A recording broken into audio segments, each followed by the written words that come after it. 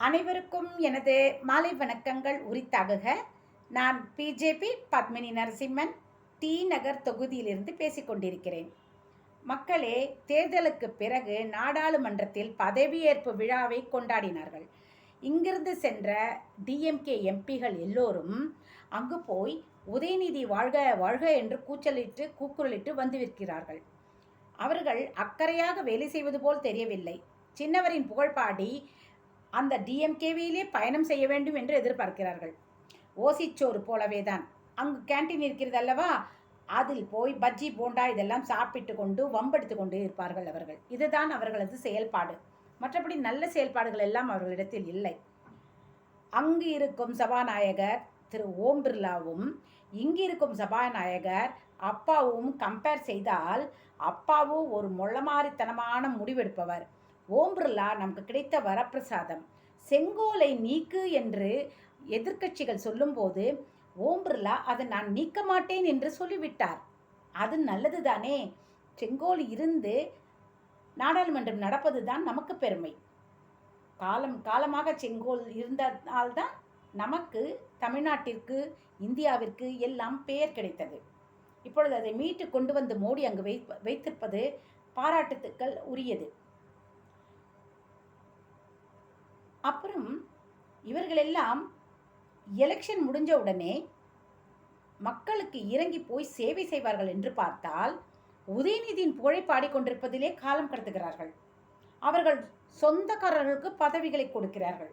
யார்? அன்னியார் துர்கா அம்மா அவர்களுக்கு, தம்பியோ அண்ணனோ அவருக்கு ஒரு பதவி.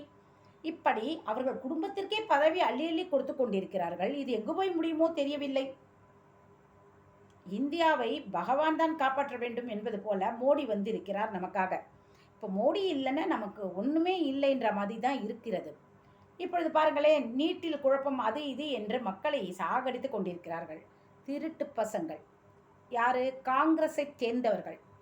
ஒழுங்காக நீட் எழுதி பாஸ் பண்ணி வந்தவர்கள் எல்லாம் ஆல்ரெடி ஒரு 4 செட்டு இருக்கும்போது இந்த புது செட்டில் எப்படி கொஸ்டின் பேப்பர் வெளியிலே வரும்? சிந்தித்து பாருங்கள் மக்களே. காங்கிரஸின் மொள்ளமாரித்தனம்தான் அது. ஆக நீட் எப்பொழுதும் போல இருக்க வேண்டும். அதை பார்த்து யாரும் பயப்பட வேண்டாம். மக்கள் எல்லோரும் நீட் எழுதலாம் தாராளமாக. கொஸ்டின் பேப்பர் அவுட் பண்ணுவது என்ற கலாட்டாலாம் செய்வது யார்?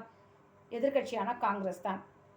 ராகுல் எம்பியாக வந்ததிலிருந்து அவர் நடந்து கொள்ளும் விதத்தை பார்த்தாலே, ரோல் நம்பர் 24 என்ற சபாநாயகர் அறிவிக்கிறார். அங்கு சிறுபலைகள் தான் வந்தது. ஒரே சிரிப்பாக சிரிக்கிறது நாடாளுமன்றம். இங்கு உள்ள மன்றத்தில் அப்பாவு அவர்கள் மொள்ளமாரித்தனம், முடிச்சு வைக்கத்தனம் போல எல்லோரையும் மிரட்டிக்கொண்டு அவர்களை பேச விடாமல் செய்கிறார்.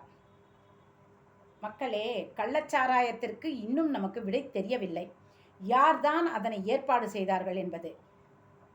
தமிழகத்தை காப்பாற்ற ரஜினி சொன்னது போல இறைவனே வந்தாலும் நடக்குமா என்பது தெரியவில்லை. சிஸ்டமே சரியில்லை. இந்த ஒரு குடும்பம் படுத்தும் பாடு தமிழ்நாடே அல்லோகலப்படுகிறது. வரும் 26இல் மக்கள் தயவு செய்து விழித்து கொள்ள வேண்டும். ஒரு பக்கம் கோவில்களும் சூறையாடப்படுகின்றன. இதெல்லாம் எப்பொழுதுதான் தீர்வு கிடைக்கும் என்று நாம் யோசிக்க வேண்டும்.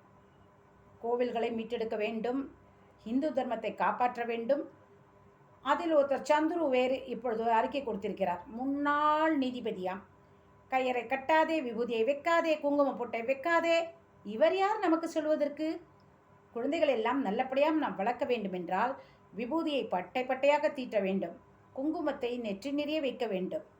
எப்பொழுதும் இறைநாமம் ஒரு வகுப்பு இறைநாமத்தை சொல்லும்படி ஒரு வகுப்பும் இருக்க வேண்டும் பள்ளியில். இதெல்லாம் இருந்தால்தான் சுபிக்ஷம்.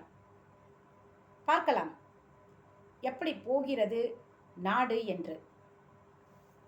நன்றி, வணக்கம் மக்களே.